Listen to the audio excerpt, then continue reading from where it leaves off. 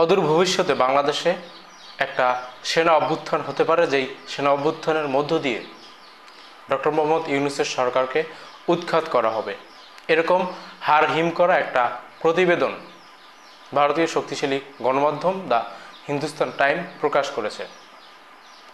আপনি যদি গুগলে সার্চ দেন বাংলাদেশের সেনা অভ্যুত্থান নিয়ে, তাহলে অনেকগুলো নিউজ পাবেন। প্রায় প্রত্যেকটি নিউজ সেই ভারতীয় গণমাধ্যমের থেকে আসা। কিছু কিছু নিউজ যদি বাংলাদেশি নিউজ ফিড থেকে এসেও থাকে, সেগুলো মূলত ভারতীয় গণমাধ্যমের বরাত দিয়ে প্রচার করা হয়েছে। সেই ভারতীয় গণমাধ্যম অত্যন্ত শক্তিশালী এবং জনপ্রিয় গণমাধ্যম দ্য হিন্দুস্তান টাইমস যখন একটা প্রতিবেদনের মাধ্যমে বাংলাদেশে সামরিক অভ্যুত্থানের প্রেডিকশন করে, সেটা অবশ্যই একটু ভেবে দেখা দরকার। আমি একটু প্রতিবেদনটা পড়ছি। এখানে বলা হচ্ছে, বাংলাদেশে সেনা অভ্যুত্থান হতে পারে, ইউনূসের হাঁটু কাঁপবে, হাড় হিম করা পূর্বাভাসে। ইউনূসের হাঁটু কাঁপবে, এরকম হাড় হিম করা পূর্বাভাসে আমাদেরও তো হাঁটু কাঁপছে। ডক্টর মোহাম্মদ ইউনূসকে আমরা বসিয়েছি, শেখ হাসিনাকে হটিয়ে হাসিনা বিরোধী সমস্ত রাজনৈতিক দল, সমস্ত রাজনৈতিক জোট, সমস্ত সাধারণ জনগণ ডক্টর মোহাম্মদ ইউনূসকে ক্ষমতায় বসিয়েছে। সেই ইউনূসকে যদি হটিয়ে দেয় বা সেই ইউনূসের হাঁটু যদি কাঁপে, তাহলে আমাদেরও তো হাঁটু কাঁপবে। আমার এখনই হাঁটু কাঁপছে। যাই হোক, পরেরগুলো পড়ছি। বাংলাদেশে সামরিক অভ্যুত্থানের আশঙ্কা আছে, এমনই হাড়হিম করা পূর্বাভাস দেওয়া হলো যে পূর্বাভাস শুনে বাংলাদেশের অন্তর্বর্তীকালীন সরকারের প্রধান উপদেষ্টা মোহাম্মদ ইউনূসদের হাঁটু কাঁপতে পারে। কি বলা হয়েছে পূর্বাভাসে? এরপর এখানে 5টি প্যারায় এই পূর্বাভাসটি দেওয়া হয়েছে।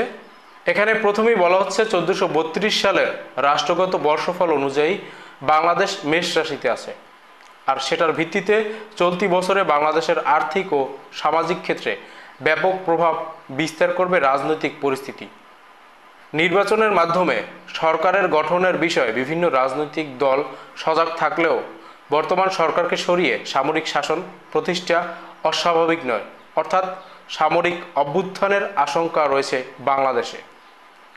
এরপরে দ্বিতীয় প্যারায় বলা হচ্ছে, সেই সঙ্গে 1432 সালের রাষ্ট্রগত বর্ষফলে জানানো হয়েছে এই বছরও বাংলাদেশের অস্থিরতার পরিবেশ থাকতে পারে। ছাত্র আন্দোলন স্থিমিত হয়ে গেলেও অস্থিরতা কাটবে না, কারণ বিভিন্ন ধর্মীয় সংগঠন সংখ্যালঘু সংক্রান্ত বিষয়ের বিরোধিতা করবে।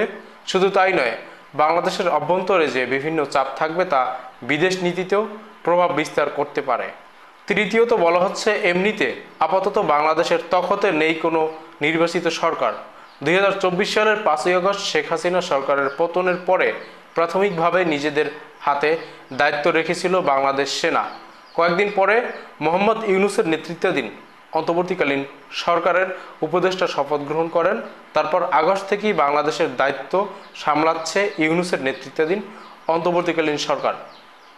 চতুর্থত বলা হচ্ছে, যদিও কয়েকদিন পর থেকেই তুমুল জল্পনা রয়েছে যে ইউনূসকে হটিয়ে বাংলাদেশে সামরিক অভ্যুত্থানের পরিকল্পনা করা হচ্ছে, সেই দাবি অবশ্য উড়িয়ে দিয়েছেন বাংলাদেশের অন্তর্বর্তীকালীন সরকার এবং বাংলাদেশ সেনা।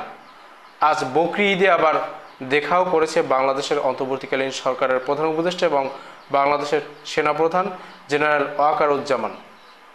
এতদিন পর্যন্ত বলা হয়েছে ওয়াকার, বাংলাদেশের অতি বিপ্লবী যারা রয়েছে তারা বলেছে যে ওয়াকার ডক্টর মোহাম্মদ ইউনূসকে উৎখাত করতে পারে। ডক্টর মোহাম্মদ ইউনূসের জন্য বিপদ হচ্ছে এই ওয়াকারুজ্জামান। অথচ ওয়াকারুজ্জামান প্রধান উপদেষ্টার সাথে ঈদের শুভেচ্ছা বিনিময় করেছেন সস্ত্রীক। সেই সাথে নৌবাহিনীর প্রধানও সেখানে উপস্থিত ছিলেন, তিনিও তার স্ত্রীকে সঙ্গে নিয়ে এসেছিলেন। এই যখন অবস্থা, সেই ছবি হিন্দুস্তান টাইম প্রকাশ করে তারপরে অন্য দিক থেকে বলছে, রাশিফল গণনা করে বলছে। যাই হোক, শেষ অংশটি একটু পড়ছি, তারপরে বাকি আলোচনায় আসবো। পঞ্চম ভাগে এখানে বলা হচ্ছে, তার মধ্যে ইউনূস জানিয়েছে 2026 সালের এপ্রিলের প্রথমার্ধেই বাংলাদেশ জাতীয় নির্বাচন হবে। যদি এবারের ডিসেম্বরের মধ্যেই নির্বাচনের পক্ষে সওয়াল করেন বাংলাদেশের সেনাপ্রধান। আবার বিএনপি মহাসচিব মির্জা ফখরুল ইসলাম আলমগীর তো স্পষ্টভাবে জানিয়ে দিয়েছে যে সাধারণ মানুষের মতো তারাও চেয়েছে যে ডিসেম্বরের মধ্যে নির্বাচন করা হোক, কিন্তু সেটা হলো না। এপ্রিলে যে নির্বাচন করা হবে সেটা মোটেও উপযুক্ত সময় নয়। যাই হোক, এখানে মূল আলোচনাটা হচ্ছে রাষ্ট্রীয় রাশিফল গণনা করে বিগত 9 মাসে অন্ততপক্ষে 27 বার বাংলাদেশে সামরিক অভ্যুত্থানের গুঞ্জন উঠিয়েছে ভারতীয় গণমাধ্যম। এবারও সেই ভারতীয় গণমাধ্যম সামরিক অভ্যুত্থানের গুঞ্জন মাঠে ছাড়ল। এতদিন যাবৎ বিভিন্ন তথ্যসূত্র, বিভিন্ন ইস্যু, বিভিন্ন গোপন সূত্র থেকে জানা খবর হিসেবে তারা এই বিষয়গুলোকে উপস্থাপন করেছে। যখন অতি বিপ্লবীরা ওয়াকারকে দোষারোপ করছিল, তখনও ভারতীয় গণমাধ্যমগুলো ওয়াকারের দিকে আঙুল তুলে তারপরে এই ধরনের নিউজ করেছে। এ ধরনের কোনো তথ্যসূত্র কোনো কাজে আসেনি। বাংলাদেশে হাসিনার পতনের পরে সেনাবাহিনী যে ভূমিকা পালন করেছে, সেই ভূমিকা যদি পালন না করতো, তাহলে বাংলাদেশ সিরিয়ার পর্যায়ে গিয়ে পৌঁছতে পারত।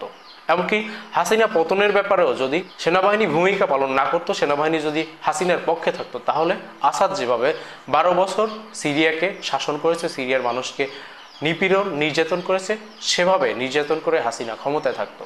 সেনাবাহিনী এবং সেনাপ্রধানের কারণেই আমরা হাসিনা থেকে মুক্ত হয়েছি। সেই সেনাপ্রধানের দিকে আঙুল তোলা এবং সেনাবাহিনীর দিকে আঙুল তোলা সম্পূর্ণ অযৌক্তিক বলে আমি মনে করি।